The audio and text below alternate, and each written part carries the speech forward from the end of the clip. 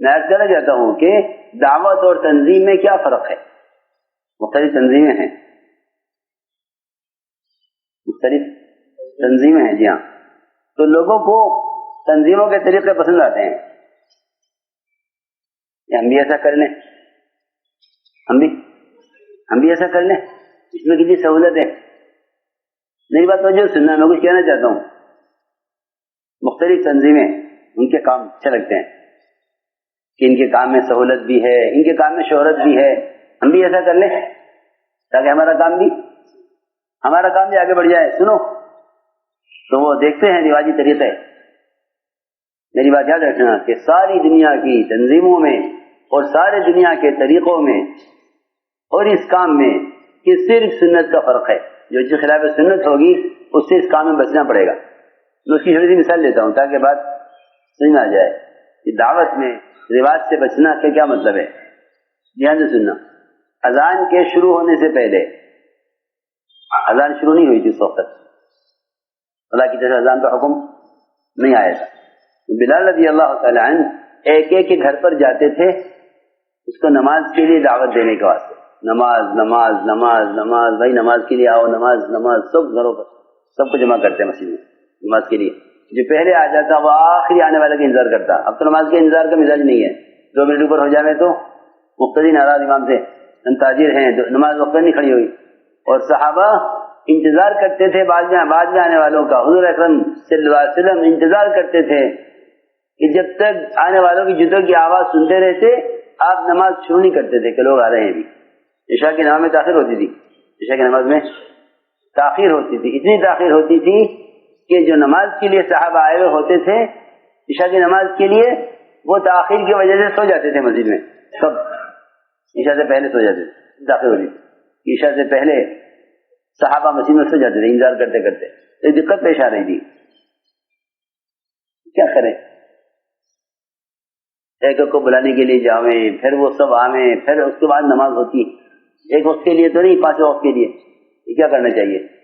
یہ کرنا یہ چاہیے، صحابہ نے سوچا کہ کرنا یہ چاہیے کہ ڈھول بجایا جائے. ڈھول آواز ہوگی، لوگ جمع ہو جائیں گے. کیونکہ اس زمانے میں جمع کرنے کا طریقہ یہی تھا. کوئی شادی ہو، کوئی غم ہو، کوئی خوشی ہو تو ڈھول بجا کر لوگ جمع کرتے تھے. یا سارنگی بجاتے تھے، اس کی آواز، سارنگی اس کی آواز ہوتی تو لوگ جمع ہو جائیں گے. یا آگ جلاتے تھے، اس دھوئیں کو دیکھ کر لوگ جمع ہو جاتے تھے. یہ تینوں چیزیں صحابہ نے پیش کی آپ کو. جی ہاں، کہ ہمیں دقت پیش آ رہی ہے نماز کے لیے لوگوں کو جمع کرنے میں، لہذا ہم یہ استعمال کریں، ڈھول بجائیں یا سارنگی بجائیں یا آگ جلائیں. تو آپ نے فرمایا کہ ڈھول بجانا یہ یہود کا طریقہ ہے اور سارنگی بجانا یہ نصارہ کا طریقہ ہے، ہم استعمال نہیں کریں گے. اور آگ جلا کے جمع کرنا یہ مجوسیوں کا طریقہ ہے، وہ آگ کے پجاری ہیں، آگ کی پوجا کرتے ہیں. کیا کریں کہ نہیں، جیسا کام کر رہے ہو ایسے کرتے رہو. ہاں کیا کریں، سب کے گھروں پہ جامع دعوت دیں جا کر نماز کی. آواز ہو جاتی تو سب آ جاتے آواز پر کہ نہیں یہ آواز تو ڈھول کی ہے، دعوت نہیں ہے. ہاں سمجھنا چاہیے اس کو. ڈھول کی آواز ہے، سارنگی کی آواز ہے، یہ دعوت نہیں ہے. دعوت تو اسے کہتے ہیں جو مومن خود دے، مومن خود دعوت دے، وہ دعوت ہے. جی ہاں، دعوت انبیاء دیتے ہیں، دعوت انبیاء علیہ السلام دیتے ہیں. جی ہاں، یہ دعوت ہے. ڈھول بجانا دعوت نہیں ہے، سارنگی بجانا دعوت نہیں ہے. دعوت تو وہ ہے جس کو داعی خود دے. تو مشورے میں آپ نے انکار کر دیا کہ نہیں ہم استعمال نہیں کریں گے، نہ ڈھول نہ سارنگی نہ آگ. اب کیا کریں؟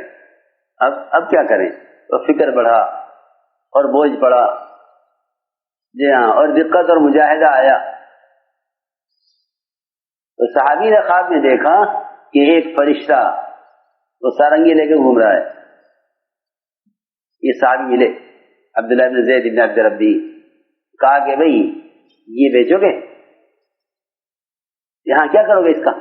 کہ ہم اس کو بجا کر لوگوں کو نماز کے لیے جمع کریں گے، یہ ہمیں چاہیے، یہ ہمیں چاہیے. جی ہاں، فرشتہ لے کے گھوم رہا ہے، یہ ہمیں چاہیے، بیچو گے؟ یہ کیا کرو گے تم اس کا لے کر کہ ہم اس کو بجائیں گے تاکہ لوگ نماز کے لیے جمع ہو جائیں گے.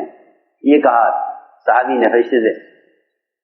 اور فرشتے نے کہا کہ دیکھو یہ مت لو، یہ مت لو، یہ طریقہ آپ کا نہیں ہے، بلکہ فرشتے نے صحابی کو اذان سکھلائی کہ ایسے تم کانوں میں انگلی دو اور اس طرح یہ کلمات کہو، ایسے یہ کلمات کہو، اس طرح کلمات کہو.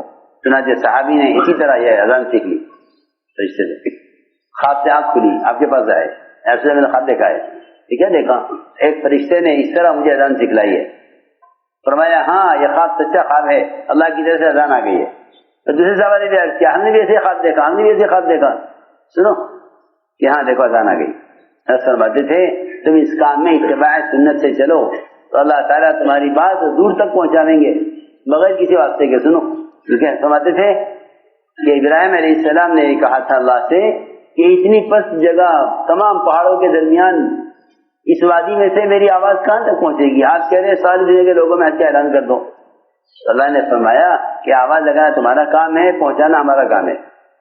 ہاں پہنچانا ہمارا کام ہے. جی ہاں.